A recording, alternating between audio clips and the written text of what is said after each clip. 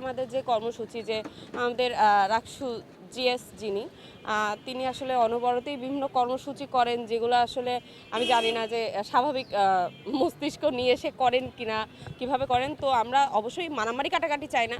তো আমরা আমাদের একটা দাবি নিয়ে এসেছি যে তার মানসিক চিকিৎসার জন্য আমরা যেন সাইকোলজিক্যাল কোনো যদি কাউন্সিলিং তার করা লাগে, সেই জন্য আমরা ডিসি বরাবর একটা স্মারকলিপি দিব এবং আমরা একটা মানববন্ধন আয়োজন করেছি।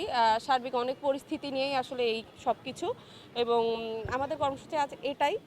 আর কালকে যা হয়েছে এগুলো আসলে সব কিছু ব্যানার ছিঁড়ে ফেলা, ব্যানার খুলে ফেলা, এগুলো আমার মনে হয় একটা রাষ্ট্র প্রতিনিধির কাজ। রাষ্ট্র প্রতিনিধির যে কাজ, তার যে ইশতেহার অনুযায়ী কাজ, সেটা সে এখন পর্যন্ত কতটুকু বাস্তবায়ন করেছে, এটাও কিন্তু শিক্ষার্থীদের প্রশ্ন। এটা আমার প্রশ্ন, এটা সকল শিক্ষার্থীরা সকল রাষ্ট্র প্রতিনিধিদের কাছে প্রশ্ন করে।